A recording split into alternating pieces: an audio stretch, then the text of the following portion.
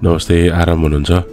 आज अलिअलि चिसोले रुगाले ग्रस्त भएको छु। तैपनि मैले तपाईहरुलाई हरेक दिन नयाँ अडियो नोभल लिएर आउने बाचा गरेको भएर अलिअलि रुगा लागे पनि अलिअलि स्वर बदलिए पनि लिएर आएको छु।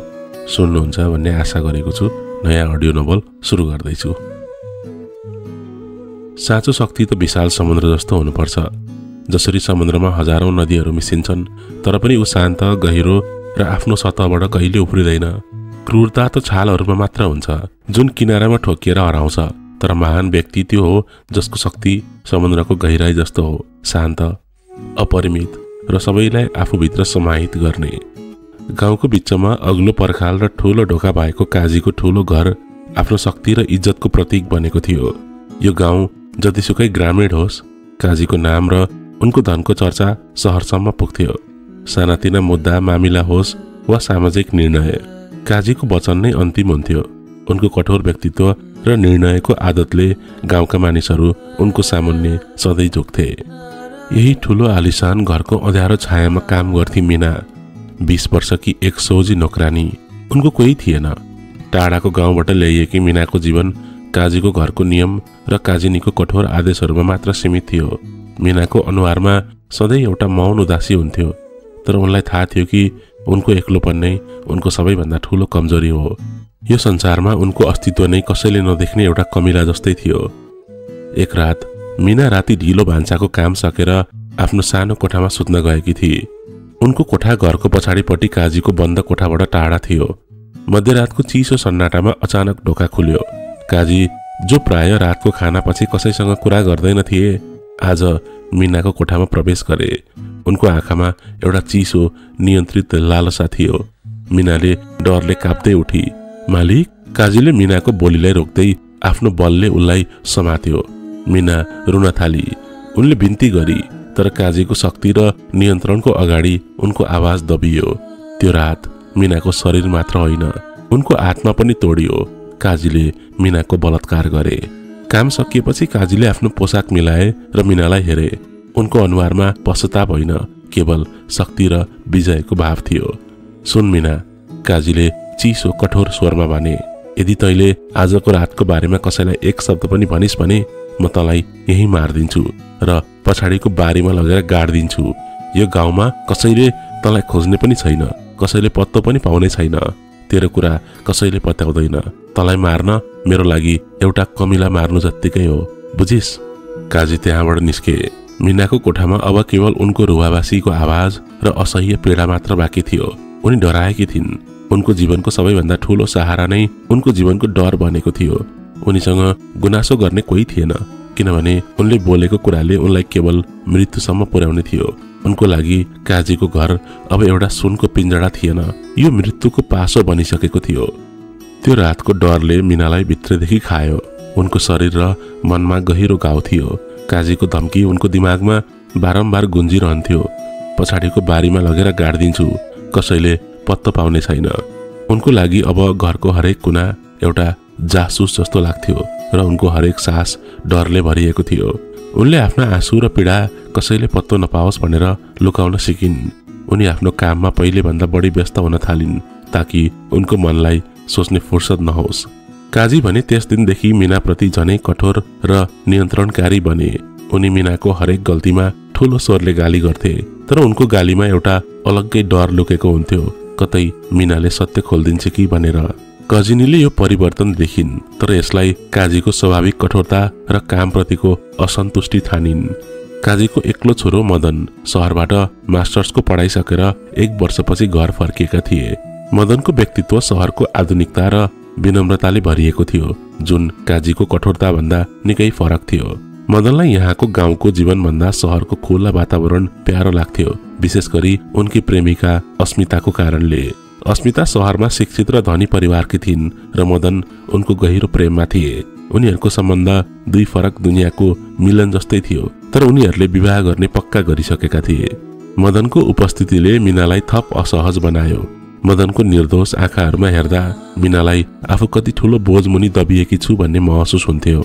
उनी मदनसँग आँखा जुदाउन पनि डराउँथिन्, किनभने उनीहरू दुवैको बीचमा एउटा भयानक रहस्यको पर्दा थियो, जसको जड मदनका आफ्नै बुवा थिए।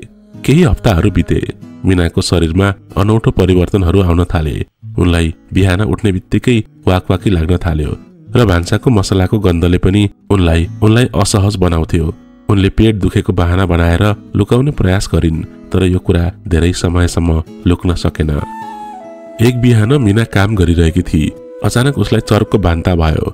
कजिनी जो पूजाको लागि तयार गर्दै थिइन्, मीनाको यो अवस्था देखेर रिसले आगो भइन्। ए मीना, के भयो? यो घरको पवित्रता नष्ट गर्ने काम किन गरिरहेकी छस्? कजिनीले हप्काउँदै भनिन्। मीना डरले काप्दै भुइँमा बसी।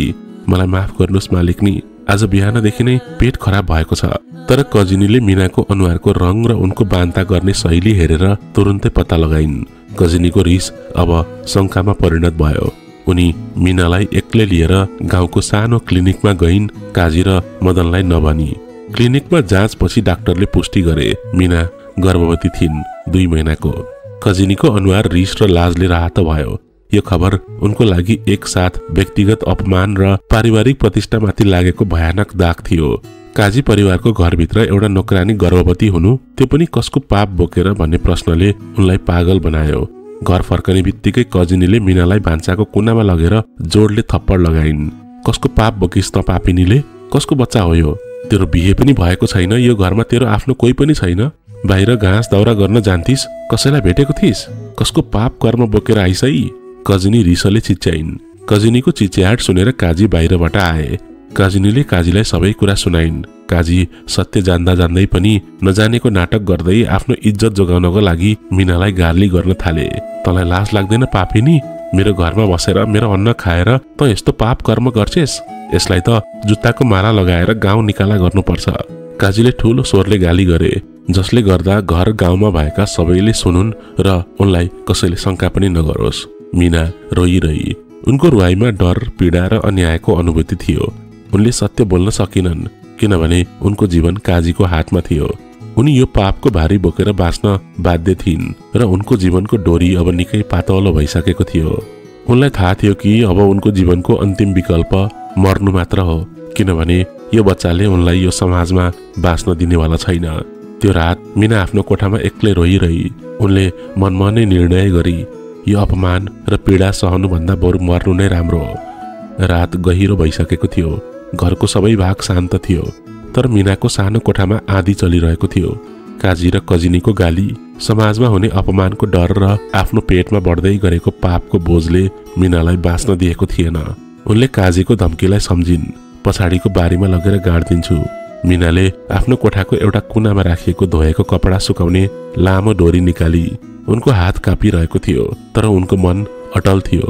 मर्नु अघि उनको मनमा केवल एउटा प्रश्न थियो, मैले यो पापको सजाय किन भोग्नु पर्ने? उनले त्यो डोरीलाई कोठाको माथिल्लो दलिनमा बाँध्न खोजिन्। आँसुले उनका गाला भिजेका थिए र उनको सास तीव्र भइरहेको थियो।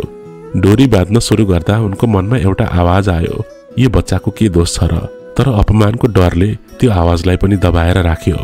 मीना जुरुक्क उठी र दलिनसम्म पुग्नका लागि एउटा काठको बाकसमाथि चढी। यही समयमा मदन, जो शहरको प्रेमिका अस्मितासँग फोनमा कुरा सकेर बरन्डामा हिँड्दै थिए, उनले मीनाको कोठाको ढोकाबाट एउटा अनौठो आवाज सुने। आवाज निकै मधुरो थियो, तर त्यसमा केही गडबडी भएको महसुस भयो। मदनले सुरुमा त्यसलाई व्यवस्था गर्न खोजे, तर मीनाको अवस्थाबारे आमाले गाली गरेको उनले दिउँसो सुनेका थिए। उत्सुकता र सामान्य मानवताले गर्दा उनी मीनाको कोठातर्फ बढे। ढोका हल्का खुल्ला थियो। मदनले भित्र चियाए। उनले मीनालाई काठको बाकसमाथि उभिएर डोरी बाँधिरहेको देखे। मीनाको अनुहार डर, पीडा र मृत्युको स्वीकारोक्तिले भरिएको थियो। मदन तुरुन्तै ढोका धकेलेर भित्र पसे। मीना, के गर्दैछौ तिमी? मदन चिच्याए। मीना मदनको आवाजले झस्किन्। उनी अचानक सन्तुलन गुमाएर बाकसबाट भुइँमा खसिन्। मदनले हतारमा उनको छेउमा पुगेर डोरी समातेर बाकसमाथि चढेर दलिनबाट त्यो पासोलाई फुकाले। मदनको अनुहारमा क्रोध, डर र भ्रम भरिएको थियो। के गर्न खोजेको? के तिमी पागल भयौ? मीना भुइँमा गोला टेक्दै चिच्याउन थाली। उनको आवाजमा वर्षौंदेखि दबिएको पीडा र अन्यायको अनुभूति थियो। मलाई छोडिदिनुस् मालिक, मलाई मर्न दिनुस्। मेरो कोही पनि छैन। मैले बोलेको कसले पत्याउँछ? मलाई इज्जतले बाँच्न दिने कोही छैन। मेरो जीवन नै एउटा बोझ भयो। मीनाको रुवाबासी रोकिएको थिएन। मदनले मीनालाई जबरजस्ती समातेर उठाए। कोही छैन भन्दैमा तिमीले यसरी आत्महत्या गर्न सक्दैनौ। तिमीले गल्ती नै गरेको भए पनि यसको सजाय यो होइन। मीनाले मदनको हात जोडेर समाती। उनको आँखामा अब पीडा मात्र थिएन, बरु बदलामा बोलिएको अन्तिम सत्यको साहस थियो। मैले गल्ती गरेको छैन मालिक। मीनाले मदनको कानमा लगभग बिस्तारै तर अत्यन्तै तीव्र स्वरमा भनी, मेरो पेटमा अरू कसैको बच्चा छैन। यो बच्चा तपाईकै बुवाको हो। मदनको शरीर चिसो भयो। उनलाई लाग्यो कसैले उनको टाउकोमा जोडले हिर्काएको छ। उनले मीनाको हात छोडिदिए। उहाँले मलाई त्यो रात बलात्कार गर्नुभयो र उहाँले धम्की दिनुभएको छ कि मैले कसैलाई भने उहाँले मलाई मारिदिनुहुन्छ। मीना फेरि रुन थाली। उहाँ जस्तो शक्तिशाली मान्छेको बारेमा मैले भनेको कुरालाई सबैले पागल भन्छन्। उहाँलाई दोष लगाउँदा मलाई उहाँले मार्नुहुन्छ र चुप लाग्दा यो समाजले मलाई मार्छ। मलाई अब कोही बचाउनेवाला छैन मालिक। मदन स्तब्ध भए। उनको दिमागमा आफ्नो बुवाको कठोर अनुहार, उनीहरूको पारिवारिक इज्जत र मीनाको असहायताको चित्र घुम्न थाल्यो। मीनाको रुवाईमा रहेको इमान्दारी र उनको अवस्थाले मदनलाई विश्वास गर्न बाध्य बनायो। मीनासँग झुट बोल्नुपर्ने कुनै कारण थिएन र काजीको कठोर स्वभावबारे मदनलाई राम्ररी थाहा थियो। मदन आफ्नो ठाउँमा जमे। उनको संसार जुन शहरको आधुनिकता र अस्मिताको प्रेममा टिकेको थियो, एकै पलमा आफ्नै बुवाको पाप कर्मले गर्दा चकनाचुर भयो। उनलाई अब एउटा भयानक नैतिक सङ्कटको सामना गर्नुपर्ने थियो। आफ्नो बुवाको पापलाई लुकाउने कि एउटी असहाय महिलाको न्यायको लागि लड्ने, जसको जीवन बचाउनको लागि उनले अहिले भर्खरै डोरी फुकालेका थिए। रातभर मदन निदाउन सकेन। मीनाको कोठामा उनले सुनेको सत्य, डोरीमा बाँधिएको आत्महत्याको प्रयास र आफ्नो बुवाको क्रूर नियन्त्रण, यी सबैले उनको दिमागमा आँधी सृजना गरिरहेको थियो। मदनलाई यो कुरामा कुनै शङ्का थिएन कि मीनाले सत्य बोलेकी हुन्। मीनासँग आफ्नो ज्यान र अस्तित्वको बाजी राखेर झुट बोल्नुपर्ने कुनै कारण थिएन। बिहान सबेरै मदनले आफ्नो मनमा एउटा निर्णय लिए। उनले यो सत्यलाई दमन गर्न सकेनन्। उनी आफ्नी आमालाई भेट्नु नै पहिलो कदम थियो, किनभने मीनाको सुरक्षा र न्यायको लागि घरभित्रको समर्थन आवश्यक थियो। भान्सामा कजिनी पूजाको तयारी गर्दै थिइन्। उनको अनुहारमा रातभरको तनाव स्पष्ट देखिन्थ्यो। उनलाई मीनाको गर्भावस्था र त्यसले परिवारको प्रतिष्ठामा पार्ने असरको चिन्ता थियो। मदनले भान्सामा प्रवेश गरे। आमा, मैले तपाईलाई केही भन्नु छ। मदनको आवाज गम्भीर थियो। कजिनीले दिक्क मान्दै छोरालाई हेरिन्। अहिले बिहान के कुरा हो मदन? त्यो नोकरानीको पापको बारेमा मैले फेरि केही सुन्नु छैन। मदनले हिचकिचाहट बिना तर स्थिर स्वरमा मीनाले राति भनेको सबै कुरा सुनाए। काजीको बलात्कार, धम्की र मीनाको आत्महत्याको प्रयास। सुरुमा काजिनीले विश्वास गर्न चाहिनन्। के भन्छस्? यो सबै झुट हो। त्यो नोकरानीले तेरो बुवालाई फसाउँदैछ। तेरो बुवा यस्तो गर्न सक्दैनन्। कजिनी रिसले चिच्याइन्, तर उनको आवाजमा एउटा अनौठो डर लुकेको थियो जुन मदनले महसुस गरे। आमा, मदनले अडिग रहेर भने, मैले रातभर सोचे। मीना आत्महत्या गर्न खोज्दै थिए। उनीसँग सत्य बोल्नुको अलावा अरू कुनै विकल्प थिएन। बुवाको नियन्त्रण र क्रोध बारे हामी दुवैलाई राम्ररी थाहा छ आमा। यो पाप अरू कसैको होइन, उहाँकै हो। मदनको अडान र दृढताले कजिनीलाई स्तब्ध बनायो। कजिनीको अनुहारमा अब रिस भन्दा बढी डर र पीडाको भाव थियो। उनलाई थाहा थियो कतै न कतै मदनले भनेको कुरा सत्य थियो। उनले आफ्नो पतिको कठोरता र अहंकार वर्षौंदेखि देखेकी थिइन्। त्यही बेला काजी बिहानको चिया पिउन भान्सामा आए। उनी छोरा र श्रीमतीको गम्भीर अनुहार देखेर छक्क परे।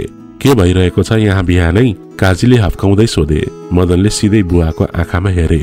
बुवा, मीनाले तपाईको बारेमा सबै कुरा भनी। उसको पेटमा भएको बच्चा तपाईको हो र तपाईले उसलाई बलात्कार गर्नुभयो। काजीको अनुहार रिसले रातो भयो। उनको नियन्त्रणको सम्पूर्ण जग हल्लियो। उनले झुटो रिसको नाटक गर्दै ठूलो स्वरमा कराए। के भन्छस् मदन? तँलाई लाज लाग्दैन? त्यो जाबो नोकरानीले मेरो इज्जतमा दाग लगाउन खोज्दैछ। मलाई यो गाउँमा सबैले मान्छन् र म यस्तो नोकरानीसँग? कजिनीको आँखाबाट आँसुको धारा बग्न थाल्यो। उनी काजी र मदनको बीचमा उभिन्। उनी आफ्नो पतिको पापले गर्दा टुटेकी थिइन्, तर उनलाई गाउँ र समाजको डरले सबैभन्दा ठूलो चोट पुर्याएको थियो। उनको लागि पारिवारिक इज्जत नै सबैभन्दा ठूलो सत्य थियो। कजिनीले मदनलाई रिसले हेरिन्। मदनले बुवातिर हेरेर चिच्याए, बुवा, तपाईको बुद्धि कहाँ थियो? यस्तो पाप गरेर के गर्नुभएको? त्यही क्षण कजिनीले आफ्नो सबै शक्ति लगाएर मदनको गालामा जोडले थप्पड लगाइन्। थप्पडको आवाज भान्सामा गुन्जियो। चुप लाग मदन, कजिनी चिच्याइन्। उनको आवाजमा डर र मजबुरी थियो। याद राख, यो बच्चा तेरो बाउको होइन। यो कुरा यही सकियो। त्यो बच्चा अरू कसैको हो र कसैलाई पनि थाहा छैन। यदि हामीले यो सत्य गाउँलाई भन्यो भने हाम्रो कुलको इज्जत सधैँको लागि माटोमा मिल्छ। कजिनीले आफ्नो आँसु लुकाइन्। उनले काजीतिर हेरिन्। काजीको अनुहार डर र राहतको मिश्रित भावले भरिएको थियो। भोलि बिहानै गाउँका मान्छे भेला गरेर त्यसलाई कपाल मुण्डन गरेर जुत्ताको माला लगाएर गाउँ निकाला गरिनेछ। यो नोकरानीको पापको सजाय उसैले भोग्छे। यो परिवार र हाम्रो इज्जत बचाउने यही एउटा तरिका हो। मदन स्तब्ध भए। उनले आफ्नी आमालाई यति कठोर र नियन्त्रणकारी रूपमा कहिले देखेको थिएन। कजिनी आफ्नो पति र परिवारको सामाजिक प्रतिष्ठा बचाउनका लागि सत्य, न्याय र आफ्नै छोराको नैतिकतालाई बलिदान दिइरहेकी थिइन्। मदनलाई थाहा भयो यो लडाई मीना र काजी बीचको मात्र होइन, यो सामाजिक इज्जत र साँचो न्याय बीचको लडाई थियो। र उनकी आमाले इज्जतलाई रोजिन्। आमाले आफ्नो पतिलाई होइन बरु गाउँको नजरमा कुलको प्रतिष्ठालाई बचाउनको लागि यो पाप कर्ममा मौन सहमति जनाएकी थिइन्। भोलिपल्ट बिहान घरको आँगनमा गाउँलेहरूको ठूलो भिड जम्मा भयो। काजीको आदेशमा गाउँका मुखिया र भद्र भलादमीहरू पनि उपस्थित भए। यो भेला मीनाको सार्वजनिक अपमान र बहिष्कारका लागि आयोजित गरिएको थियो। मीनालाई कोठाबाट बाहिर ल्याइयो। उनको शरीर कापिरहेको थियो। उनको अनुहारमा रातभरिको रुवाबासी र अहिलेको अपमानको पीडा स्पष्ट देखिन्थ्यो। काजी अगाडिको अग्लो कुर्सीमा विजयी मुद्रामा बसेका थिए। उनको अनुहारमा बनावटी दुःख र क्रोध थियो। उनले आफ्ना सबै पापको भार मीनामाथि थोपरेर आफूलाई समाजको रक्षकको रूपमा प्रस्तुत गर्दै थिए। तपाईहरू सबैले देख्नुभयो, काजीले ठूलो स्वरमा भने। यो नोकरानीले मेरो घरमा, मेरो कुलमा पाप भोकाएकी छे। कसको बच्चा हो यो? कुन पापी पुरुषले यसलाई यसरी पेट बोकायो? अगाडि आइज। काजीको गर्जनपछि आँगनमा सन्नाटा छायो। गाउँलेहरू मीनातर्फ हेरिरहेका थिए। उनीहरूका आँखामा दया होइन बरु जिज्ञासा र निन्दा थियो। काजीले 2 पटक ठूलो स्वरमा सोधे तर कसैले जवाफ दिएनन्, किनभने कसैले जवाफ दिन सक्दैन थिए। सत्य बोल्ने साहस मीनामा थिएन र सत्य बोल्ने पुरुष स्वयं कुर्सीमै विराजमान थिए। मीनाको आँखाबाट आँसुको धारा बगिरहेको थियो। उनी सार्वजनिक रूपमा अपमानित भइरहेकी थिइन्। उनको मौनतालाई गाउँलेले उनको दोषको स्वीकारोक्ति ठानेका थिए। कोही आएन, काजीले क्रूर मुस्कानका साथ भने। त्यसो भए यो पापिनीले पक्कै पनि अर्को गाउँको चरित्रहीन मान्छेको पाप बोकेकी हुनुपर्छ। यसलाई हाम्रो गाउँको इज्जतमा बस्ने कुनै अधिकार छैन। आज यसलाई कपाल मुण्डन गरेर जुत्ताको माला र कालो मोसो दलेर गाउँबाट निकाला गरियोस्। काजीको आदेश सुन्ने बित्तिकै केही गाउँले पुरुषहरू मीनातर्फ दौडिए। उनीहरू मीनालाई जबरजस्ती नियन्त्रणमा लिएर अपमान गर्न चाहन्थे। मीना डरले चिच्याउन थाली। उनको हृदयमा एउटै कुरा थियो, अब उनको मृत्यु निश्चित छ। तर त्यही पल मदन अचानक भिडको बिचबाट आए। उनले आफ्नो आमाको आज्ञा र बुवाको इज्जतलाई पूर्ण रूपमा तोडे। उनको अनुहारमा क्रोध र दृढताको आगो थियो। उनले मीनातर्फ दौडिने गाउँलेहरूलाई आफ्नो बलले रोके। खबरदार, कसैले मीनालाई छोयो भने? मदन चिच्याए। उनको आवाज काजीको भन्दा पनि शक्तिशाली सुनियो। काजी कुर्सीबाट जुरुक्क उठे। कजिनीको अनुहार डरले कालो भयो। मदनले मीनालाई आफ्नो पछाडि लुकाए र काजीको सामुन्ने उभिए। उनले एउटा लामो सास लिए जुन उनको जीवनको सबैभन्दा ठूलो आत्म बलिदानको घोषणा थियो। बुवा, यो नाटक बन्द गर्नुस्, मदनले ठूलै स्वरमा कराए। उनको आवाज आँगनमा उपस्थित हरेक व्यक्तिले सुन्ने गरी गुन्जियो। यो बच्चा कुनै अर्को गाउँको पापीको होइन। मदनले भिडतिर हेरे। उनको आँखामा आफ्नो बुवाको पापको बोझ र मीनाको जीवन बचाउने अठोट थियो। यो बच्चा मेरो हो, म हुँ यसको बुवा। मदनको यो घोषणाले सम्पूर्ण गाउँलाई स्तब्ध बनायो। काजीको अनुहारको रङ उड्यो। उनी यो कुन चाल हो भनी थाहा पाउन नसकेर कुर्सीमा धसिए। कजिनीको आँखाबाट आँसुको धारा बग्यो। यो आँसु छोराको पतन र इज्जतको पूर्ण विनाशको पीडा थियो। गाउँलेहरू हाँस्न थाले। काने खुसी सुरु भयो।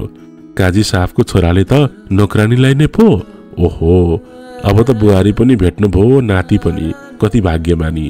गाउँलेहरूको हाँसो र गिल्लाले काजीको घमण्ड र प्रतिष्ठालाई एकै पलमा चकनाचुर गरिदियो। उनले आफ्ना छोरामाथि नियन्त्रण गुमाएका थिए र अब आफ्नो इज्जत पनि गुमाए। काजीको क्रोधले अब सहनशीलताको सीमा नाग्यो। उनी कुर्सीमा बसेर चिच्याए, आजको दिनबाट यो मेरो छोरो होइन, यो मरिसक्यो। यसलाई यो गाउँबाट निकाला गरेको घोषणा गर्दछु। त्यसपछि मदनले मीनाको हात समाते र गाउँलेहरूको निन्दा र गिल्लाको बीचबाट आफ्नो बुवाको क्रोध र आमाको आँसुलाई पछाडि पार्दै घरको गेटबाट बाहिर निस्के। उनीहरू दुवैको लागि जीवनको त्यो अध्याय समाप्त भयो र एक नयाँ अनिश्चित र सङ्घर्षपूर्ण अध्याय सुरु भएको थियो। मदनको मनमा एउटा गहिरो अटल दृढता थियो, तर मीनाको अवस्था भने अर्कै थियो। उनी मदनको हात समातेर हिँडिरहेकी थिइन्, तर उनको आँखाबाट आँसु रोकिएको थिएन। उनी मदनको आत्मा बलिदानको भारी बोक्न सकिरहेकी थिएनन्। गाउँको बाटो छोडेर उनीहरू एउटा सुनसान धुलो भएको बाटोमा हिँड्दै थिए। मीना अचानक रोकिन् र मदनको सामुन्ने हात जोडिन्। तपाईले किन यस्तो गर्नुभयो मालिक? मीनाले रुँदै सोधिन्। मेरो जीवनको लागि तपाईले आफ्नो सारा भविष्य, आफ्नो परिवारको नाम र आफ्नो इज्जत सबै किन त्याग्नु भयो? त्यो पाप तपाईको बुवाको थियो, तपाईले किन त्यसको भारी बोक्नुभयो मालिक? मीनालाई लाग्यो कि उनले मदनलाई एउटा भयानक दलदलमा फसाइन्, जहाँबाट बाहिर निस्किने कुनै बाटो थिएन। मदनले मीनाको हात समातेर आफ्नो आँखामा हेरे। उनको अनुहार शान्त थियो, तर उनको आँखामा एउटा गहिरो पीडा र नैतिक सङ्कट लुकेको थियो। मीना, मदनले बिस्तारै भने। उनको आवाज थोरै काँपिरहेको थियो। मैले जे गरे त्यो तिम्रो लागि मात्र होइन, यो मेरो लागि पनि थियो। मदनको मनमा आफैसँग लडाईँ चलिरहेको थियो। उनले आफ्नो प्रेमिका अस्मितालाई, आफ्नो आरामदायक भविष्यलाई र आफ्नी आमाको मायालाई त्यागेका थिए। त्यो त्याग केवल मीनाको जीवन बचाउनको लागि मात्र थिएन, यो आफ्नो बुवाको पाप कर्मबाट निस्केको क्रूरता र अन्याय विरुद्धको विद्रोह पनि थियो। तिमीले बुझ्दिनौ मीना, मदनले मीनालाई भने। यदि तिमीले सत्य बोलेको भए पनि यो समाजले एक धनी काजीलाई होइन, एक गरिब नोकरानीलाई दोषी ठहर्याउँथ्यो। म तिम्रो जीवनलाई यो अन्याय र अपमानबाट बचाउन चाहन्थे, र यो बच्चा अब तिम्रो जीवन हो र तिम्रो जीवन मेरो जिम्मेवारी हो। मीना केही बोल्न सकिन। मीनालाई थाहा थियो कि मदनले आफ्नो बुवाको पाप कर्मलाई स्वीकार गर्न सक्दैनन् र उनले यो झुट मीनाको लागि बोलेका थिए। उनीहरूले अब कहाँ जाने भन्ने निर्णय गर्नुपर्ने थियो। काजीको पहुँच र शक्तिले गर्दा उनीहरूलाई कुनै पनि नजिकको गाउँमा सुरक्षित महसुस हुने थिएन। उनीहरूले धेरै टाढाको पूर्ण रूपमा अपरिचित गाउँमा गएर नयाँ जीवन सुरु गर्ने निर्णय गरे, जहाँ काजीको नामको कुनै प्रभाव नहोस्। मदनसँग केही पैसा थियो जुन उसले सहरबाट फर्किँदा ल्याएको थियो। त्यो पैसाले उनीहरूले केही दिनको यात्रा र नयाँ ठाउँमा बसोबासको व्यवस्था गर्न सक्थे। उनीहरूले एक अर्कालाई वचन दिए अब उनीहरू एक नयाँ पहिचानका साथ बाँच्नेछन् र मीनाको पेटमा भएको बच्चा उनीहरूको सङ्घर्षको प्रतीक हुनेछ। उनीहरूको दुवैको लागि यो पलायन डरलाग्दो थियो, तर यो नियन्त्रण र अन्यायबाट पाएको पहिलो कदमको स्वतन्त्रता पनि थियो। मदन र मीना लगातार 2 दिनको कष्टकर यात्रापछि एउटा यस्तो नयाँ दुर्गम गाउँमा आइपुगे जहाँ काजीको नाम र उनको शक्तिबारे कसैलाई जानकारी थिएन। यो गाउँ पहिलेको भन्दा धेरै सानो र साधारण थियो र यसको जीवनशैली पनि धेरै सहज र इमान्दार देखिन्थ्यो। मदनले आफ्नो शिक्षा र पारिवारिक पृष्ठभूमिलाई गोप्य राखे र आफूलाई सामान्य सहरको युवाको रूपमा प्रस्तुत गरे जो शान्त जीवनको खोजीमा छन्। मदनले गाउँको छेउमा एउटा सानो पुरानो तर सफा कोठा भाडामा लिए। उनीहरूको साथमा भएको थोरै पैसाले उनीहरूको केही दिनको गुजारा मात्र गर्न सक्थे। मदनलाई थाहा थियो कि अब उनले आफ्नो जीवनमा कहिले नगरेको काम गर्नुपर्नेछ, पसिना बगाएर कमाई गर्ने। मदनले तुरुन्तै कामको खोजी सुरु गरे। उनको मास्टर्सको डिग्री वा काजीको छोराको पहिचान या कुनै काम लाग्ने थिएन। उनले गाउँमा भएका सबैभन्दा साधारण कामहरू गर्न थाले, जस्तै खेतमा मजदुरी गर्नु वा नजिकैको बजारमा सामान ओसार्नु। पहिलो दिनको कामपछि उनको शरीर दुख्यो, तर उनको मनमा एउटा अनौठो सन्तुष्टि थियो। त्यो बुवाको पैसाले किनेको विलासिता भन्दा फरक आफ्नै पौरखले कमाएको इमान्दार सन्तुष्टि थियो। यसैबीच मदनको सहरकी प्रेमिका अस्मिताको जीवनमा भूकम्प आएको थियो। मदन अचानक गाउँबाट निस्केको र उनले एक नोकरानीसँग विवाह गरेको भन्ने खबर सहरसम्म पुग्यो। यो खबर अस्मिताको लागि विश्वास गर्न नसक्ने थियो। मदन जसले उनलाई सधैँ गहिरो प्रेम गर्थे र जोसँग विवाह गर्ने बाचा गरेका थिए, उनले कसरी एउटा नोकरानीसँग बिहे गर्न सक्थे? अस्मिता आक्रोश, दुःख र अविश्वासले भरिएर काजीको गाउँमा आइन्। घरको गेटमा पुग्दा उनले काजीको घरमा भएको भयानक घटना र मदनको बहिष्कार बारे गाउँलेहरूबाट सबै कुरा सुनिन्।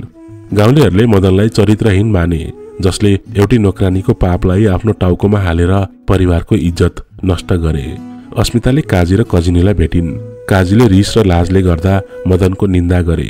त्यो मेरो छोरो होइन, उसले हाम्रो इज्जतमा दाग लगायो। तिमी जस्तो कुलको केटीलाई छोडेर एउटी नोकरानीसँग भाग्यो। कजिनी भने भित्रभित्रै रोइरहेकी थिइन्, तर इज्जतको पर्दा लगाउन बाध्य थिइन्। उनले अस्मितालाई आश्वासन दिइन् कि मदनको त्यो कदम एउटा पागलपन थियो र उनले त्यो नोकरानीलाई जोगाउन आफ्नो भविष्य र अस्मिताको प्रेमलाई त्याग्यो। अस्मिता पूर्ण रूपमा टुटेर मदनको निर्णयप्रति क्रोधित भएर मदनलाई खोज्दै नयाँ गाउँमा पुगी। उनले मदनलाई बजारमा काम गरिरहेको अवस्थामा भेटी। मदनले अस्मितालाई देख्दा उनको अनुहारमा पीडा र पुरानो प्रेमको झल्को देखियो, तर उनले आफूलाई सम्हाले। अस्मिता मदनको छेउमा गई र चिच्याई, मदन तिमीले के गर्यौ? यो के हो? मलाई छोडेर यो नोकरानीसँग कसरी तिमीले हाम्रो प्रेमलाई धोका दियौ भन त? मदनले मीनातर्फ हेरे, जो टाढा उनीहरूलाई हेरिरहेकी थिइन्। मदनलाई थाहा थियो कि अस्मितालाई सत्य बताउनु भनेको उनीहरूको नयाँ जीवनलाई फेरि जोखिममा पार्नु हो। त्यसैले उनले आफ्नी प्रेमिका अस्मितालाई पनि झुटको पर्दामा राख्ने निर्णय गरे। यो झुट उनले मीनाको जीवन बचाउनको लागि बोलेको बलिदान थियो। मदनले कठोरतापूर्वक जवाफ दिए, अस्मिता अब हाम्रो बीचमा केही छैन। मैले तिमीलाई धोका दिए, तिमी यहाँबाट जाऊ। म अब मीनाको बुढा हुँ र यो हुनेवाला बच्चाको बुवा हुँ। अस्मिताको हृदय टुक्रा टुक्रा भयो। मदनले आफ्नो र अस्मिताको प्रेमको बलिदान दिए ताकि मीना र उसको बच्चाको जीवन सुरक्षित रहोस्। अस्मिताको क्रोध आँसुमा बदलियो। उनी मदनलाई घृणा गर्दै निराश भएर त्यो गाउँबाट फर्कन बाध्य भइन्। मदनको लागि यो आफ्नो प्रेमको अन्तिम र सबैभन्दा पीडादायी त्याग थियो। अस्मिता निराश भएर फर्किएपछि मदन आफ्नो काममा फर्किए, तर उनको मन भारी थियो। उनले आफ्नो प्रेमिकालाई गुमाएका थिए, जससँग उनले सुन्दर भविष्यको सपना देखेका थिए। त्यो साँझ सानो कोठामा मदन र मीना एक्लै थिए। मीनाले मदनको उदासी देखिरहेकी थिइन् र उनीसँग अस्मितासँग भएको भेटबारे सोधिन्। उहाँ तपाईलाई धेरै माया गर्नु हुँदो रहेछ मालिक, मीनाले बिस्तारै भनी। उहाँको आँखामा तपाईलाई गुमाउनुको पीडा थियो। तपाईले किन उहाँलाई सत्य भन्नु भएन? उहाँले यो पाप कर्म बारे बुझ्नु पो हुन्थ्यो कि? मदनले मीनालाई कठोरतापूर्वक हेरे, जुन उनको स्वभावमा थिएन। चुप लाग मीना, मदन लगभग चिच्याए। मैले जे गरे त्यो सही थियो। मैले उनलाई त्यो सत्य बताउन सक्दिन। यो सत्यले कसैलाई खुसी बनाउँदैन, केवल पीडा दिन्छ। मेरो बुवाको पापको बोझ उनले किन बोक्ने? उनी आफ्नो जीवनमा खुसी रहन्। मदनको मनमा एउटा गहिरो कठोर तर्क थियो। अस्मितालाई सत्य बताउनु भनेको उनलाई पनि काजीको प्रतिशोधको लक्ष्य बनाउनु थियो। मदन आफ्नो बुवाको शक्ति र क्रूरताबाट राम्ररी परिचित थिए। अस्मिताले त्यो कुरा थाहा पाएर अरू कसैलाई भनी भने बुवाले अस्मितालाई जे पनि गर्न सक्थे। त्यही भएर उनले झुट बोले। उनले अस्मितालाई यो नाटकबारे टाढा राखेर आफ्नो र मीनाको सङ्घर्षलाई अगाडि बढाउने निधो गरे। मदनले अब मीनासँगको आफ्नो सम्बन्धलाई पति र पत्नी भन्दा पनि एक साझेदार र संरक्षकको रूपमा लिन थालेका थिए। मीनाको शरीरमा रगतको कमी हुन थाल्यो र उनी बेला बेला बेहोस हुन थालिन्। मदन निकै चिन्तित भए। उनले गाउँको क्लिनिकमा मीनालाई देखाए। डाक्टरले मीनालाई गहिरो आराम र पोषणको आवश्यक भएको बताए। मदनले आफ्नो सबै ध्यान मीनाको स्वास्थ्यमा लगाए। उनले आफ्नो मजदुरीको काम छोडेर गाउँको स्थानीय विद्यालयमा शिक्षकको काम खोजे। शिक्षकको काममा शारीरिक परिश्रम कम हुने र आम्दानी केही स्थिर हुने आशा थियो। आफ्नो मास्टर्स डिग्री र अंग्रेजी भाषाको राम्रो ज्ञानले गर्दा मदनले त्यो काम पाउन सफल भए। शिक्षकको रूपमा मदनको नयाँ पहिचानले उनलाई गाउँमा सम्मान र स्थिरता दियो। मदनले विद्यार्थीहरूलाई पढाउँथे, तर उनको मनमा सधैँ एउटा द्वन्द्व रहन्थ्यो। उनले आफ्नो बुवाको पाप लुकाउनको लागि झुटको पर्दा पछाडि बाँच्नु परेको थियो। यसैबीच मीना 7 महिनाकी गर्भवती थिइन्। उनीहरूको सानो कोठामा मदनले मीनालाई आफ्नो हातले बनाएको खाना खुवाउँथे र रातमा मीनाको पेटमा भएको बच्चासँग कुरा गर्थे। यो बच्चा मदनको लागि उनको बुवाको पापको प्रतीक भए पनि यो अब मीनाको जीवन र उनीहरूको सङ्घर्षको केन्द्रबिन्दु बनिसकेको थियो। मदनले त्यो बच्चालाई केवल कसैको पापको रूपमा होइन, बरु मीनाको जीवन र न्यायको प्रतीकको रूपमा स्वीकार गरेका थिए। मीनाको बिरामी स्वास्थ्यले मदनलाई झनै चिन्तित बनायो। उनलाई मीनाको जीवनमा कुनै पनि दुर्घटना नहोस् भन्ने डर थियो। उनको मनमा आमाको याद आयो। उनलाई थाहा थियो कि उनकी आमा कजिनीले छोराको प्रेम र त्यागलाई बुझे पनि इज्जतको पर्दा हटाउन सक्नु भएको थिएन। तर अब मदनलाई आफ्नी आमाको भावनात्मक सहयोगको आवश्यकता थियो, न कि धनको। उनले आफ्नो र मीनाको जीवनको सबैभन्दा ठूलो निर्णय लिए, आफ्नी आमालाई भेट्ने र सत्यको अन्तिम समाधानका लागि पहल गर्ने। मदनको मनमा आफ्नी आमालाई भेट्ने निर्णयले गहिरो द्वन्द्व सिर्जना गरेको थियो। उनलाई थाहा थियो कि आमाले उनको त्यागलाई बुझे पनि काजीको डर र सामाजिक प्रतिष्ठाको चिन्ताले उनी मीनालाई स्वीकार गर्न सक्ने छैनन्। तर मीनाको बिग्रदो स्वास्थ्य र भावनात्मक सहाराको आवश्यकताले मदनलाई यो जोखिम लिन बाध्य बनायो। मदनले मीनालाई गाउँमा एक्लै छोडेर पुरानो गाउँको लागि गुप्त यात्रा सुरु गरे। उनी आफ्नो पूर्व घरमा होइन बरु गाउँको छेउमा रहेको एउटा पुरानो मन्दिरको छेउमा आफ्नै आमालाई भेट्ने व्यवस्था मिलाए। जब काजिनी मदनलाई भेट्न आइन् उनको अनुहार पीडा र इज्जत गुमाएको लाजले भरिएको थियो। उनले आफ्नो छोरालाई अँगालो हाल्न सकिनन् किनभने उनलाई डर थियो कि कसैले देख्यो भने उनको प्रतिष्ठामा थप दाग लाग्नेछ। मदन, त यहाँ किन आइस?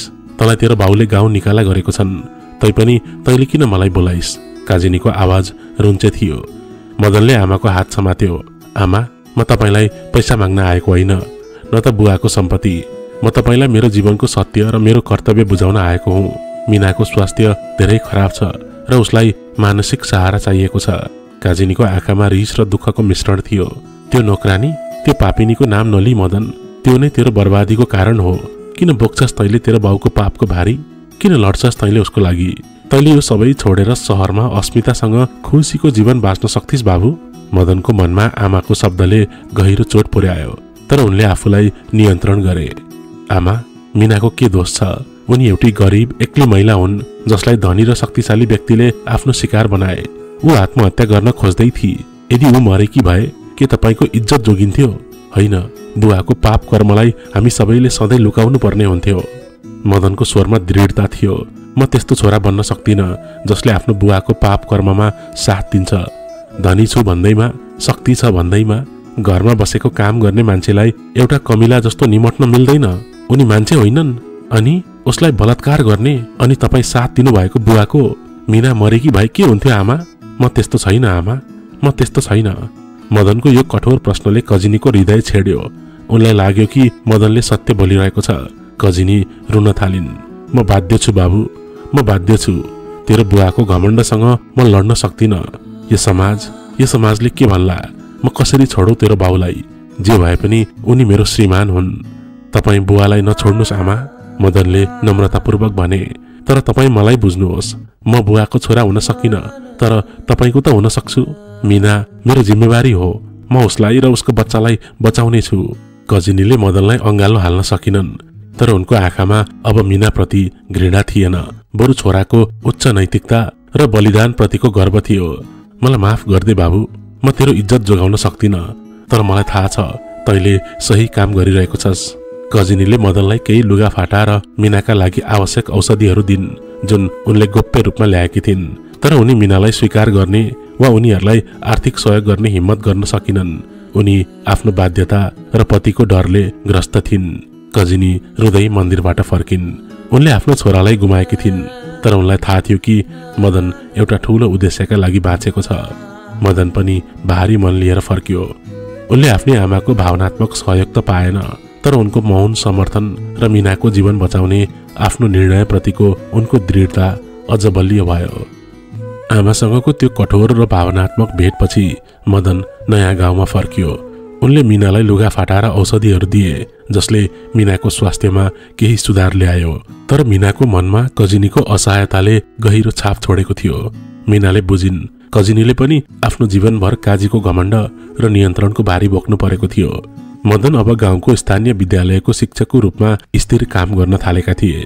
उनको शिक्षा र सिकाउने शैलीले विद्यार्थी र गाउँलेहरू बीच उनको सम्मान बढायो। उनीहरूको सानो कोठामा अब स्थिर आम्दानीको केही भरोसा थियो, तर मानसिक र भावनात्मक दबाव अझै उस्तै थियो। मीनाको गर्भावस्था अब 8औं महिनामा प्रवेश गरेको थियो र उनको स्वास्थ्य फेरि बिग्रन थाल्यो। मानसिक तनाव र विगतका घटनाहरूको डरले गर्दा उनलाई निन्द्रा लाग्दैन थियो र उनको अनुहारमा डर र पीडाको छाप स्पष्ट देखिन्थ्यो। मदनले उनलाई जतिसुकै माया र सुरक्षा दिए पनि मीनाको मनमा यो बच्चा काजीको पाप हो भन्ने भावनाले सताइरहन्थ्यो। एक रात मीनालाई असह्य पेट दुख्यो। मदन हतारमा मीनालाई लिएर गाउँको सानो क्लिनिकमा पुगे। डाक्टरले मीनालाई गम्भीर स्वास्थ्यको जोखिम रहेको र उनलाई राम्रो स्याहार गर्ने र पूर्ण विश्राम गर्ने आवश्यक भएको बताए। मदनलाई डर लाग्यो, कहीं मीनाले काजीको पापको कारणले आफ्नो जीवन गुमाउनु पर्ने त होइन। मदनले मीनाको लागि सबैभन्दा राम्रो स्याहारको व्यवस्था गरे, तर उनको मनमा एउटा गहिरो नयाँ संकल्प पलायो। मीनालाई केवल बचाएर मात्र हुँदैन, उनलाई न्याय पनि दिलाउनु पर्छ। मदनले बुझे। उनले आफ्नो प्रेमको बलिदान दिएर मीनालाई मृत्युबाट जोगाए, तर मीनाको आत्मालाई न्याय दिलाउन बाँकी नै थियो।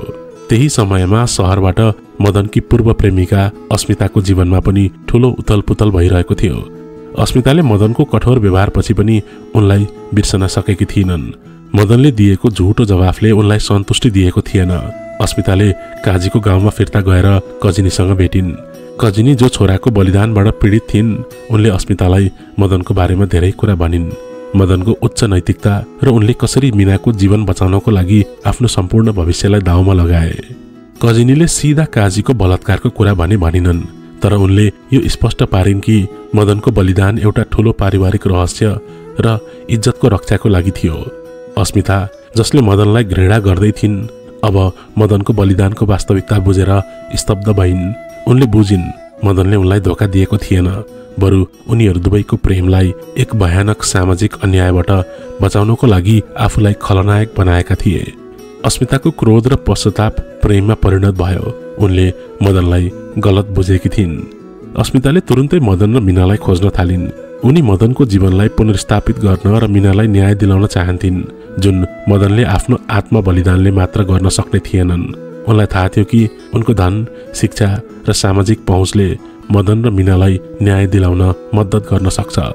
मदन र मीनालाई थाहा थिएन कि उनीहरूको न्यायको लडाईँमा मदनकी पूर्व प्रेमिका अस्मिता अब एउटा शक्तिशाली अप्रत्याशित सहयोगी बनेर आउँदैछिन्, जसले मदनको आत्मबलिदानको भारीलाई बाँड्नेछिन्।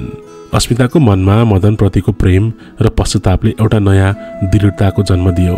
उनलाई थाहा थियो कि मीना र मदनले जहाँसुकै लुके पनि उनीहरूलाई काजीको पहुँचबाट बाहिर पूर्ण न्याय र शान्ति मिल्न सकेको थिएन। अस्मिताले आफ्ना सबै सामाजिक सम्पर्कहरू प्रयोग गर्दै मदन र मीनालाई खोज्न थालिन्। उनको उद्देश्य अब प्रेम फिर्ता पाउनु थिएन, बरु मदनले गरेको त्यागको सम्मान गर्नु र मीनाको जीवनलाई न्याय दिलाउनु थियो। यसैबीच मीनाको स्वास्थ्यमा खासै सुधार आएको थिएन। मदनले उनलाई 8औं महिनाको अन्त्यमा सुरक्षित प्रसुति गराउनका लागि गाउँको क्लिनिकमा भर्ना गराएका थिए। मदन रात दिन मीनाको छेउमा बस्थे, स्कुलको काम र जेल्लादारीको कामलाई समेत बिर्सेर।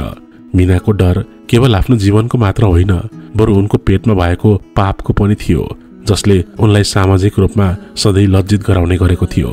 एक रात क्लिनिकको सादा कोठामा मदन मीनाको छेउमा बसेर उनको हात समातिरहेका थिए। मीनाको अनुहारमा चिन्ताको धर्साहरू थिए। मालिक, मीनाले बिस्तारै भनिन्, मलाई डर लाग्छ। यो बच्चा जन्मिएपछि कि यो बच्चा सधैँ एउटा पाप भनेर बाँच्नेछ कि यसले कहिले इज्जत पाउने छैन? मदनले मीनाको अनुहारमा हेरे। उनको मनमा गहिरो द्वन्द्व थियो, तर उनले आफूलाई नियन्त्रण गरे। होइन मीना, यो बच्चा पाप होइन, यो हाम्रो सङ्घर्षको साक्षी हो। यो बच्चाले न्याय पाउनेछ र यसलाई कसैले पनि पाप भन्न सक्दैन। मदनलाई थाहा थियो कि उनले मीनालाई अब केवल सान्त्वना दिएर मात्र पुग्दैन, उनलाई न्यायको हतियार दिनुपर्छ। हामीले धेरै सङ्घर्ष गर्यौं मीना, तिमीले आफ्नो जीवन गुमाउन लागेकी थियौ र मैले मेरो भविष्य। अब हामीले काजीलाई झुकाउनु पर्छ। तिमीले जे भोग्यौ त्यसको लागि उसले सजाय पाउनै पर्छ। मीना डराइन्। तर मालिक, उहाँसँग धेरै शक्ति छ, उहाँले त हामीलाई मार्न पनि सक्नुहुन्छ। मलाई अब डर लाग्दैन मीना, मदनले दृढतापूर्वक भने। मैले आफ्नो बाउको घमण्डको कारण आफ्नो सारा जीवन दाउमा लगाएको छु। अब म चुप लाग्दिन। हामीले काजी विरुद्ध कानुनी लडाई लड्नुपर्छ। तिमीले जे भोग्यौ त्यो अपराध थियो, बलात्कार, इज्जतमा दाग लगाउनु र गाउँ निकाला गर्नु। हामीले यो बच्चालाई न्याय दिलाउनको लागि यो लडाई लड्नुपर्छ। मदनको यो कुराले मीनालाई स्तब्ध बनायो। काजी विरुद्ध अदालतमा मुद्दा दायर गर्ने कुरा मीनाको कल्पनाभन्दा बाहिरको थियो, तर मदनको अडान र साथले उनलाई केही हिम्मत दियो। यदि तपाईँ मेरो साथमा हुनुहुन्छ भने म लड्न तयार छु मालिक, मीनाले आँसु पुस्दै भनिन्। मेरो लागि होइन, यो बच्चाको लागि। मदनले आफ्नो हात मीनाको पेटमा राख्यो। म सधैँ तिम्रो साथमा छु मीना। अब हामीले कोही अनुभवी कानुनी सल्लाहकार खोज्नुपर्छ, जसले यो डरलाग्दो शक्ति विरुद्ध लड्न सकोस्। मदनको मनमा कानुनी लडाईको तयारी सुरु भयो, तर उनलाई थाहा थियो कि यो लडाई केवल साहसले मात्र जित्न सक्दैन। यसका लागि आर्थिक र कानुनी सहयोग पनि आवश्यक छ। उनले सोच्दै थिए कि कसले उनीहरूलाई यो जोखिमपूर्ण कार्यमा सहयोग गर्ला। यसैबीच अस्मिताले मदन र मीनालाई खोज्दै गाउँको नजिकैको सहरमा आइपुगेकी थिइन्। उनी आफ्नो धन र सम्पर्कको प्रयोग गरेर मदनको न्यायको लडाईँमा एउटा शक्तिशाली अप्रत्याशित हतियार बन्न तयार थिइन्। मदन र मीनालाई थाहा थिएन कि उनीहरूको न्यायको खोजीमा एक अदृश्य तर शक्तिशाली हात उनीहरूलाई मद्दत गर्न आउँदैछ। मीनालाई प्रसवको पीडा सुरु भयो। मदनले उनलाई तुरुन्तै क्लिनिकमा लिएर गए। त्यो सानो साधारण क्लिनिकमा मीनाको लागि प्रसव गराउनु मदनको लागि सबैभन्दा ठूलो भावनात्मक र शारीरिक चुनौती थियो। मदन मीनाको छेउमा बसेर उनको पीडामा साथ दिँदै उनलाई लगातार हौसला दिइरहेका थिए। उनी मीनाको आँखामा हेरेर भनिरहेका थिए, हामीले धेरै सङ्घर्ष गर्यौं मीना, अब हाम्रो जितको समय आएको छ। अन्ततः मीनाले एउटा सुन्दर छोरालाई जन्म दिइन्।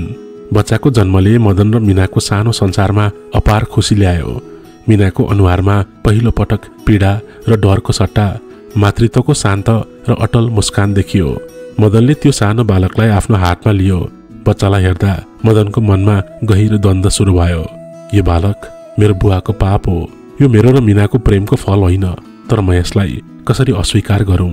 यस बालकको जन्मले मीनाको जीवनलाई बचायो। यो मेरो बुवाको क्रूरताको प्रमाण हो, तर मीनाको सहनशीलता र मेरो बलिदानको साक्षी पनि हो। म यसलाई भाइ भनेर हेर्न सक्दिनँ, किनभने यसको जन्म अन्यायबाट भएको हो।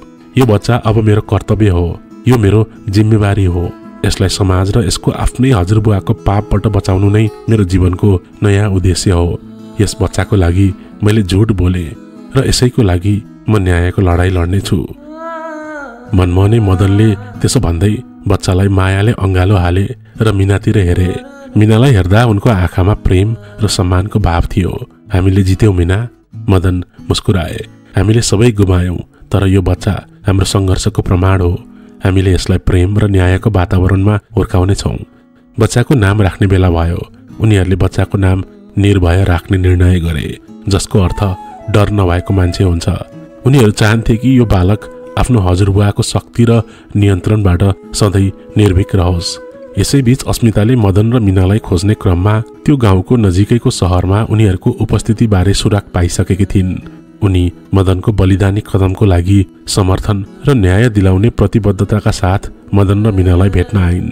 अस्मिता सफा आधुनिक पोसाकमा क्लिनिकको साझा कोठामा प्रवेश गरिन्। मदन उनलाई देखेर स्तब्ध भए।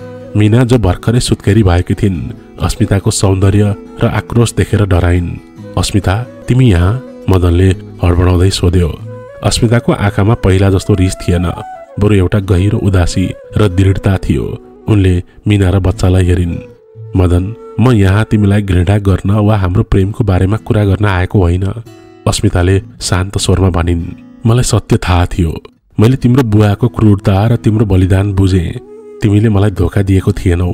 तिमीले हाम्रो प्रेमलाई बचाउनको लागि आफैलाई बलिदान दिएका थियौ। अस्मिताले मदनको हात समातिन्। यो लडाईँ तिम्रो बुवाको पापको हो। यो बच्चा निर्दोष छ र मीनाले न्याय पाउनुपर्छ। मेरो धन, मेरो सामाजिक पहुँच र मेरो शिक्षा, अब यो सबै तिमीहरूको न्यायको लागि प्रयोग हुनेछ। हामीले काजी विरुद्ध कानुनी लडाईँ लड्नुपर्छ। मदन र मीना दुवै अस्मिताको अप्रत्याशित समर्थन देखेर स्तब्ध भए। मदनले अस्मितालाई गुमाएको दुःखमा थियो, तर अब उनले आफ्नो सबैभन्दा शक्तिशाली सहयोगी भेटाएका थिए। मीनालाई लाग्यो कि उनको जीवनमा पहिलो पटक कुनै शक्तिशाली व्यक्तिले उनको पक्षमा उभिने निर्णय गरेको छ, मदन बाहेक। उनीहरूको न्यायको लडाईँ अब सुरु हुनेवाला थियो र यो लडाईँमा मदनको त्याग र अस्मिताको समर्थन सबैभन्दा ठूलो हतियार बनेको थियो। अस्मिताले मदनको बलिदान बुझेकी थिइन् र उनको पीडा अब न्यायको आगोमा परिणत भएको थियो। उनले मीना र नवजात शिशु निर्भयलाई हेरिन् र उनलाई लाग्यो कि मदनले आफ्नो भविष्य त्यागेर जोगाउन खोजेको जीवन कति मूल्यवान छ। क्लिनिकको साझा कोठामा उनीहरू तीनैजनाले अबको योजनाबारे छलफल गरे।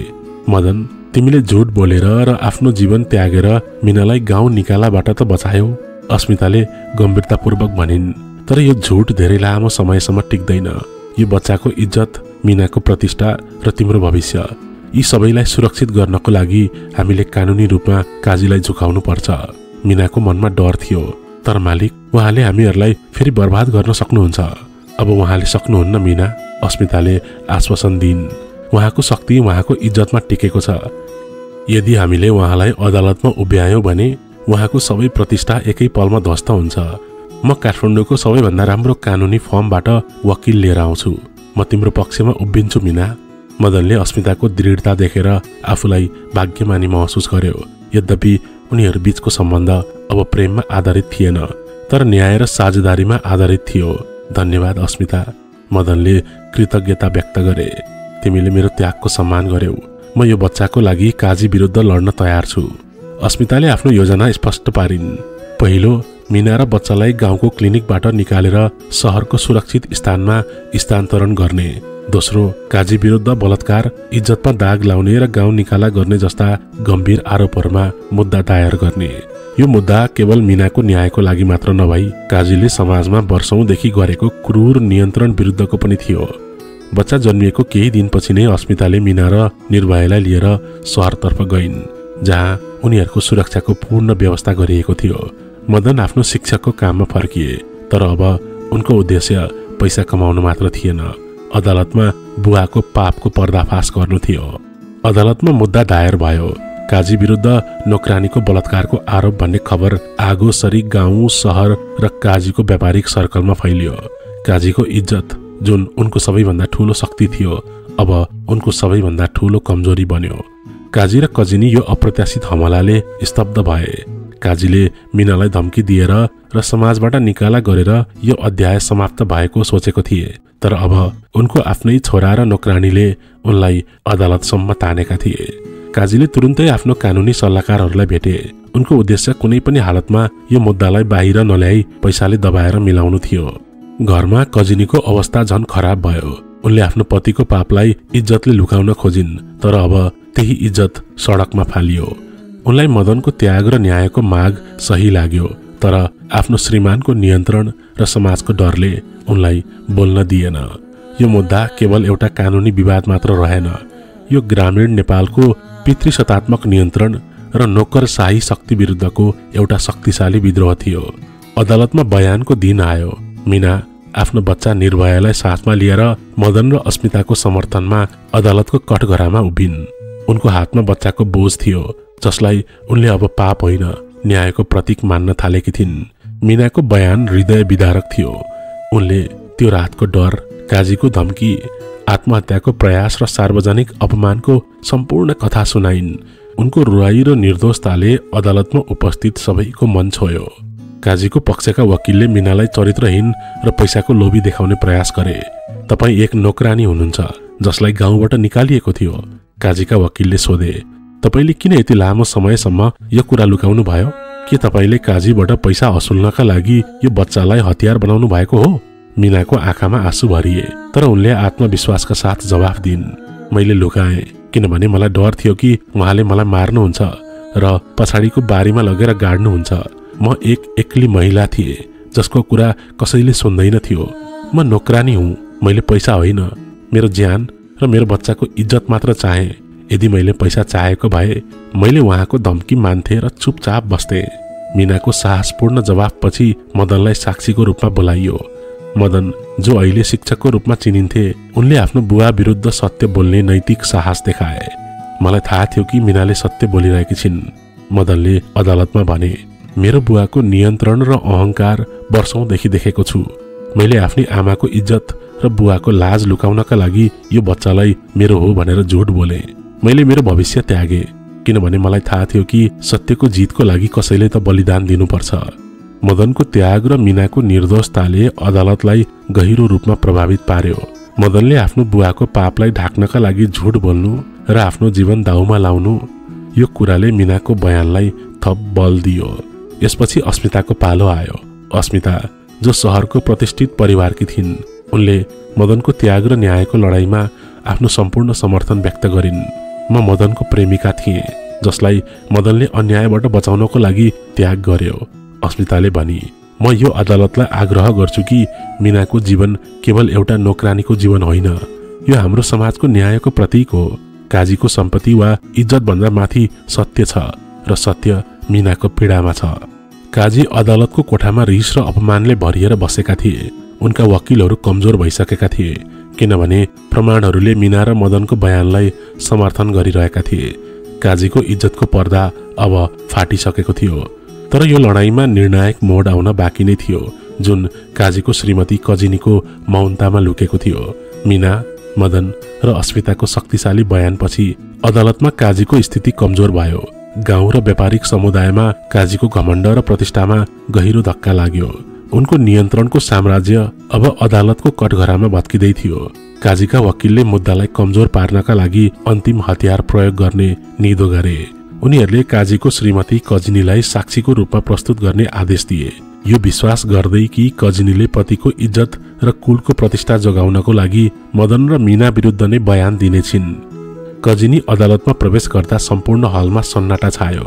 उनको अनुहार वर्षौंको तनाव, पीडा र आत्मनियन्त्रणले थकित देखिन्थ्यो। मदनले आमालाई हेरे। उनको मनमा डर र आशा दुवै थियो। उनलाई थाहा थियो कि कजिनीको एक शब्दले मीनाको न्यायको लडाईँलाई पूर्ण रूपमा समाप्त गर्न सक्छ। काजीका वकिलले सोधे, कजिनी साहेब, के तपाईलाई लाग्छ कि तपाईका पतिले मीनालाई बलात्कार गर्नुभएको हो र के तपाईलाई लाग्छ कि यो बच्चा तपाईकै पतिको हो? कजिनीले आफ्नो पतिको अनुहारमा हेरिन्।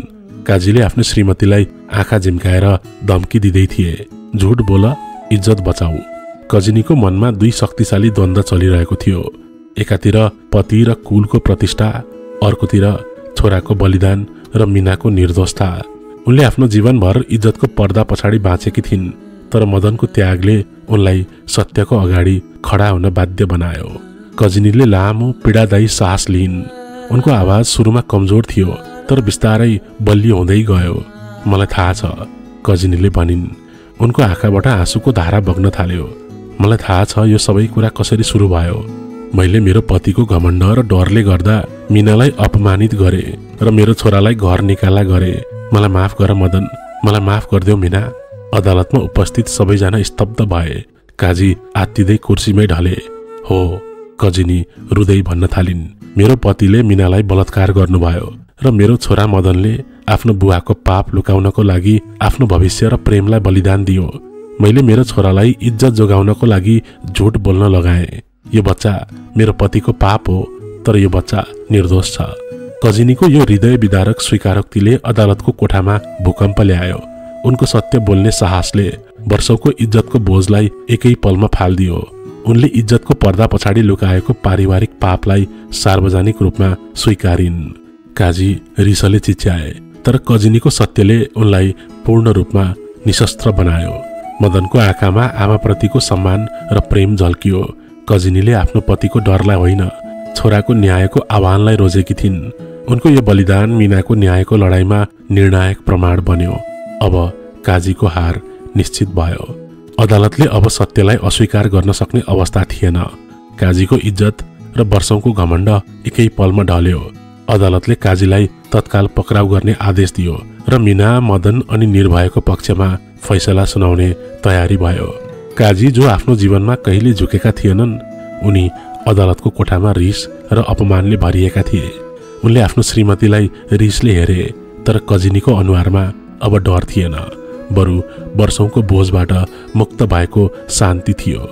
काजीलाई सुरक्षाकर्मीले नियन्त्रणमा लिएर बाहिर लैजाँदा उनको अन्तिम प्रयास पनि विफल भयो। उनको सम्पत्ति, उनका वकिल, उनको सामाजिक प्रतिष्ठा कुनै पनि कुराले उनलाई बचाउन सकेन। अदालतबाट बाहिर निस्केपछि मदन दौडेर आफ्नी आमाको छेउमा गए। उनले आमालाई अँगालो हाले। आमा, तपाईले जे गर्नुभयो त्यसको लागि मलाई गर्व छ। मदनले कृतज्ञता व्यक्त गरे। तपाईले आफ्नो जीवनको सबैभन्दा ठूलो सत्य बोल्ने हिम्मत गर्नुभयो। कजिनीको आँखाबाट आँसु बगिरहेका थिए। मैले ढिलो गरे बाबु। मैले मेरो श्रीमानको डरले गर्दा धेरै अन्याय हुन दिएँ। मैले तेरो इज्जत जोगाउन सकिन, तर मैले सत्यलाई जिताएँ। यो बच्चा निर्भय, यो निर्दोष छ। मीना पनि निर्भयलाई लिएर कजिनीको छेउमा आइन्। कजिनीले मीनातिर हेरिन्। अब उनको मनमा मीनाप्रति कुनै घृणा थिएन, बरु मीनाले भोगेको पीडाप्रति गहिरो सहानुभूति थियो। मीना, कजिनीले बिस्तारै भनिन्, मलाई माफ गर्दे। मैले अन्यायमा साथ दिएँ। त एक साहसी महिला रहेछस्। कजिनीले निर्भयलाई आफ्नो हातमा लिइन्। उनले निर्भयको निधारमा चुम्बन गरिन्। यो पहिलो पटक थियो कि निर्भयले आफ्नो हजुरआमाको प्रेम महसुस गर्यो। कजिनीको लागि अब निर्भय आफ्नो श्रीमानको पापको प्रतीक थिएन, यो उनको छोरा मदनको न्याय र बलिदानको साक्षी थियो।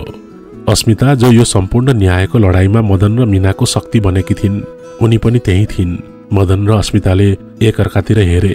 उनीहरू दुवैको सम्बन्ध अब प्रेमको मात्र नभएर गहिरो सम्मान र न्यायप्रतिको साझा प्रतिबद्धताको थियो। धन्यवाद अस्मिता, मदनले भन्यो। तिम्रो साथ बिना यो सम्भव थिएन। अस्मिता मुस्कुराई। तिमीले प्रेम र भविष्य त्यागेर मीनालाई बचाएका थियौ मदन। मैले केवल मेरो पहुँच र धनले तिमीहरूलाई सहयोग गरे। तिमीले मीनालाई न्याय दिलाउनको लागि जे गर्यौ त्यसको लागि मेरो योगदान केही होइन। अदालतको फैसलाले मदन र मीनाको जीवनमा ठूलो परिवर्तन ल्यायो। मीनालाई काजीबाट क्षतिपूर्ति मिल्यो र सबैभन्दा महत्त्वपूर्ण कुरा उनले समाजमा आफ्नो हराएको इज्जत र प्रतिष्ठा फिर्ता पाइन्। निर्भय अब अवैध बच्चा होइन, बरु अदालतले प्रमाणित गरेको पीडितको सन्तान बन्यो। काजीको पतनपछि घरमा र उनको सम्पत्ति सरकारी निगरानीमा आयो। कजिनीलाई घरमा बस्न त मिल्थ्यो, तर उनको जीवन अब पहिला जस्तो इज्जत र घमण्डमा आधारित थिएन। मदन, मीना र बच्चा अब स्वतन्त्र थिए। उनीहरूलाई काजीको छायाबाट टाढा बस्नुपर्ने आवश्यकता थिएन। अस्मिता आफ्नो बाचा पूरा गरेर सहर फर्किसकेकी थिइन्, तर मदन र मीनासँगको उनको सम्बन्ध गहिरो र अटुट बन्यो। उनले मदनलाई आफ्नो भविष्यको बारेमा सोच्न र मीनासँगको सम्बन्धलाई स्पष्ट पार्नको लागि दबाब दिइन्। मदनले अब मीनासँगको आफ्नो सम्बन्धको गहिराई बुझ्नुपर्ने भयो। उनले मीनाको जीवन बचाउनको लागि झुट बोलेका थिए, आफ्नो प्रेम त्यागेका थिए, तर के त्यो त्यागले उनलाई मीनासँग वैवाहिक जीवन बिताउन प्रेरित गर्यो? मीना मदनको लागि एउटा नोकरानी वा पीडित मात्र थिइनन्, उनी एक साझेदार र साथी बनिसकेकी थिइन्, जसले उनको सबैभन्दा ठूलो आत्मा बलिदानको भारी बोकेकी थिइन्। मदनले मीनालाई लिएर सहर नजिकै उनीहरूले एउटा सानो किराना पसल खोलेर एउटा नयाँ व्यवसाय सुरु गरे। एक साँझ निर्भय सुतेपछि मदन र मीना एकअर्काको सामुन्ने बसे। मीनाको मनमा मदनप्रतिको कृतज्ञता र प्रेम दुवै थियो, तर उनलाई डर थियो कि मदनले केवल कर्तव्यको कारणले उनीसँग बस्नु परेको छ। मालिक, मीनाले बिस्तारै भनिन्, अब न्याय भएको छ। तपाईले मलाई इज्जत र जीवन दुवै दिनुभयो। म तपाईको ऋण कहिले तिर्न सक्दिनँ। तपाईँ अब स्वतन्त्र हुनुहुन्छ। तपाईँ अस्मितासँग आफ्नो जीवन पुनर्स्थापित गर्न सक्नुहुन्छ। म निर्भयलाई लिएर एक्लै बस्न सक्छु। म अब कमजोर छैन मालिक। मदनले मीनाको कुरा सुन्यो। उनलाई मीनाको आत्मसम्मान र दृढताले छोयो। उनले अब मीनालाई केवल पीडितको रूपमा हेर्न सक्दैन थिए। मीना, मदनले मीनाको हात समाते। मैले अस्मितालाई गुमाएको दुःख छ, तर मैले तिम्रो लागि जुन त्याग गरे त्यो केवल कर्तव्य थिएन, त्यो अन्याय विरुद्धको विद्रोह थियो, र त्यो विद्रोहको यात्रामा तिमी मेरो सबैभन्दा नजिकको साथी बन्यौ। मदनले गहिरो सास लियो। मैले तिमीलाई बचाउनको लागि झुट बोले, तर त्यो झुटको पछाडि मैले तिम्रो साँचो चरित्र र शक्ति देखे। निर्भय, यो बच्चा मेरो बुवाको पाप हुन सक्छ, तर यो मेरो छोरो हो, किनभने मैले यसलाई मेरो नाम दिएको छु र मैले यसलाई मेरो कर्तव्यले पालेको छु। मदनको आँखामा इमान्दार प्रेम थियो। उनले मीनासँगको आफ्नो सम्बन्धलाई अब नयाँ तरिकाले परिभाषित गरे। मैले महसुस गरेँ मीना, मैले मेरो जीवनमा धन, इज्जत र प्रेम खोजे, तर मैले यी सबै चिजहरू तिम्रो सङ्घर्षमा भेटाएँ। म तिमीलाई प्रेम गर्छु मीना। यो प्रेम सुरुमा सहानुभूति र कर्तव्यबाट सुरु भयो होला, तर अब यो साँचो र इमान्दार छ। मीनाको आँखामा खुसीका आँसु भरिए। मदनको यो कुराले उनको जीवनको सबैभन्दा ठूलो घाउलाई निको पार्यो। तर एउटा कुरा मदनले फेरि भने, हामीले अब केवल यसरी बस्ने होइन, कानुनी रूपमा श्रीमान श्रीमती बन्नुपर्छ। तिम्रो इज्जत केवल अदालतको फैसलाले मात्र होइन, वैवाहिक बन्धनले पनि स्थापित हुनुपर्छ। के तिमी मेरो श्रीमती बन्न तयार छौ मीना? मीनाले रुँदै मदनलाई अँगालो हाली अनि भनी, म तयार छु मालिक। मदनले मुस्कुराउँदै भन्यो, तर अब मलाई मालिक नबनाई। मदन हाँस्यो। हस्, पक्का पनि भन्दिन मालिक। अनि फेरि मदन हाँस्यो, भन्यौ त तिमीले? अनि मीनाले भनी, धत्तेरिका, भन्दिन। उनीहरूको सम्बन्ध अब त्याग, सङ्घर्ष र अन्यायको अन्त्यपछि साँचो प्रेम र सम्मानको नयाँ अध्यायमा प्रवेश गर्यो। मदनले आफ्नो आत्मा बलिदानलाई साँचो प्रेममा परिणत गर्यो र मीनाले आफ्नो जीवनको सबैभन्दा ठूलो दुर्भाग्यलाई सबैभन्दा ठूलो सौभाग्यमा बदलिन्। मदन र मीनाको सम्बन्ध अब वैवाहिक बन्धनमा परिणत हुने निर्णयपछि उनीहरूले आफ्नो जीवनमा पूर्ण स्थिरता महसुस गरे। उनीहरूले अदालतको फैसलाबाट प्राप्त भएको क्षतिपूर्तिको केही अंश प्रयोग गरी सहरको बाहिरी भागमा एउटा सानो घर किने, जहाँ निर्भयलाई प्रेम र सुरक्षाको वातावरणमा हुर्काउन सकियोस्। यसैबीच मदनले आफ्नी आमालाई भेट्ने निर्णय गरे। उनीहरूले न्यायको लडाईँ जितेका थिए र मदन चाहन्थे कि कजिनीले पनि आफ्नो छोरा र परिवारको नयाँ जीवनमा शान्ति पाउनुहोस्। मदन नयाँ घरको ठेगाना लिएर पुरानो गाउँतर्फ लागे। घरको गेटमा पुग्दा उनले देखे त्यो घर पहिलाको जस्तो शक्ति र घमण्डले भरिएको थिएन। काजीको अनुपस्थिति र सामाजिक बहिष्कारका कारण घर सुनसान थियो। कजिनी मदनलाई देखेर खुसी भइन्, तर उनको अनुहारमा गहिरो दुःख थियो। मदन, तैँले न्याय पाइस् बाबु, म खुसी छु, तर मलाई माफ गर्दे। म अब तिमीहरूसँग आउन सक्दिन, म यो घर छोड्न सक्दिन। मदनले आमालाई अँगालो हाल्यो। आमा, तपाईको साहसले हामीलाई न्याय दिलायो। म तपाईलाई बुझ्छु। तपाईले बुवालाई श्रीमानको रूपमा छोड्न सक्नुहुन्न र यो घर तपाईको पहिचान हो। त्यो नोकरानी मिना, कजिनीले बिस्तारै भनिन्, कि तिमी उसलाई साँच्चै स्वीकार गर्दैछौ? हो आमा, मदनले विश्वासका साथ भने। मैले उसलाई न्याय दिलाए, तर अब म उसलाई प्रेम गर्छु। ऊ र म श्रीमान श्रीमती बन्दैछौ। कानुनी रूपमा निर्भय त्यो बालक तपाईको नाति हो आमा। त्यो तपाईको छोराको कर्तव्य र प्रेमको फल हो। कजिनीले निर्भयको बारेमा सुन्दा आँसु झारिन्। मलाई त्यो बालकलाई हेर्न मन छ बाबु, तर मलाई डर लाग्छ। मदनले आमालाई जबरजस्ती गरेनन्। उनले आफ्नी आमालाई सहरमा उनीहरूको नयाँ घरको ठेगाना दिए। आमा, तपाईँ जहिले चाहनुहुन्छ तैले आउन सक्नुहुन्छ। तपाईको लागि हाम्रो घरको ढोका सधैँ खुल्ला छ। मदन फर्किएपछि कजिनीको मनमा ठुलो द्वन्द्व भयो। उनले आफ्नो पतिको पापले गर्दा आफ्नो छोराको जीवन बिगारेकी थिइन्, तर मदनले त्यो दुर्भाग्यलाई प्रेम र न्यायमा परिणत गर्यो। उनलाई निर्भयलाई हेर्ने र आफ्नो छोराको परिवारलाई नजिकबाट सहयोग गर्ने तीव्र इच्छा थियो। केही हप्तापछि मदन र मिनाले गाउँका केही साथीहरू र अस्मिताको उपस्थितिमा एउटा साधारण तर इमान्दार समारोहमा कानुनी रूपमा विवाह गरे। मिना अब केवल नोकरानी थिइन, उनी सम्मानित पत्नी र मदनको जीवनको सहयात्री थिइन्। यो विवाहको खबर काजीसम्म पुग्यो। उनले जेलबाट मदनलाई एउटा कठोर पत्र पठाए। तैँले मेरो इज्जतलाई सडकमा फालिस मदन। त्यो नोकरानीसँग बिहे गरेर तैँले आफ्नो र मेरो नाममा सधैँको लागि दाग लगाइस्। तँलाई म कहिले माफ गर्ने छैन। मदनले त्यो पत्रको कुनै प्रतिक्रिया दिएन। अब काजीको रिसको उनको जीवनमा कुनै अर्थ थिएन। यसैबीच कजिनीले पनि एउटा ठुलो निर्णय लिइन्। उनले घरमा एक्लै बस्न सकिनन्। एका बिहानै उनले आफ्नो केही व्यक्तिगत सामानहरू लिएर मदन र मिनाको नयाँ घरतर्फ जाने यात्रा सुरु गरिन्।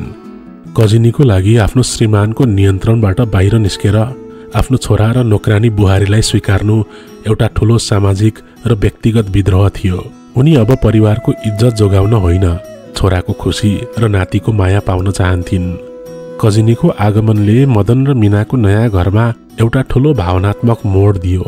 उनी पुरानो घरको इज्जत र घमण्डको बोझ लिएर आएकी थिइन्, तर उनको मनमा अब छोराको प्रेम र नातिको मायाको भोग थियो। जब कजिनी मदन र मिनाको साधारण घरको ढोकामा पुगिन्, मदनले आमालाई अँगालो हाल्यो। मदनको आँखामा खुसी देखिन्थ्यो। आमा, तपाईँ आउनुभयो? मिना पनि निर्भयलाई लिएर अगाडि आइन्। मिनाको अनुहारमा कुनै रिस वा गुनासो थिएन, केवल आमाको स्वागत गर्ने सम्मान थियो। कजिनीले मिनातिर हेरिन्। अब उनी मिनालाई नोकरानी वा पापिनीको रूपमा होइन, आफ्नो छोराको पत्नी र उसको बलिदानको साक्षीको रूपमा हेर्थिन्। मलाई माफ गर्दे मिना, काजिनीले बाहरी मन लिएर भनिन्। मैले तँलाई धेरै अन्याय गरे। मिनाले कजिनीको हात समातिन्। मलाई माफ गर्नुहोस् आमा, मलाई थाहा छ तपाईँ बाध्य हुनुहुन्थ्यो। त्यसपछि कजिनीको नजर निर्भयमाथि पर्यो। निर्भय जो अब मुस्कुराउँदै कजिनीतिर हेरिरहेको थियो। कजिनीले निर्भयलाई आफ्नो हातमा लिइन्। उनलाई लाग्यो कि यो बालक केवल उनको श्रीमानको पापको प्रतीक मात्र होइन, बरु यो उनको छोराको उच्च नैतिकता र साँचो प्रेमको फल पनि हो। उनले निर्भयको निधारमा चुम्बन गरिन्। यो मेरो नाति हो, कजिनीले बिस्तारै भनिन्। उनको आवाजमा वर्षौंको कठोरता पग्लिएको थियो। कजिनी मदन र मिनासँगै बस्न थालिन्। सुरुका दिनहरूमा उनलाई त्यो साधारण जीवन र आफ्नो पुरानो सामाजिक प्रतिष्ठाको अभाव खड्किन्थ्यो, तर मदन र मिनाको इमान्दार प्रेम, निर्भयको निर्दोष हाँसो र उनीहरूको पौरखले कमाएको सन्तुष्टि देखेर कजिनीको हृदय बिस्तारै बदलिँदै गयो। उनले बुझिन् कि साँचो खुसी महँगो गहना र अग्लो पर्खालमा होइन, बरु परिवारको साँचो बन्धनमा हुन्छ। मदन र मिनाको वैवाहिक जीवनमा कजिनीको उपस्थितिले पूर्णता दिएको थियो। यसैबीच अस्मिताले मदन र मिनाको नयाँ जीवनलाई टाढैबाट हेरिरहेकी थिइन्। उनले मदनलाई एउटा चिठी पठाइन्। मदन, मैले तिमीलाई गुमाए पनि तिमीले सही गरेको छौ। तिम्रो बलिदानले एउटी महिलालाई न्याय दियो र मलाई साँचो नैतिकताको अर्थ सिकायो। म तिम्रो खुसीको लागि सधैँ कामना गर्छु। मिना अब तिम्रो योग्य पत्नी हुन्। यो मेरो अन्तिम विदाई हो।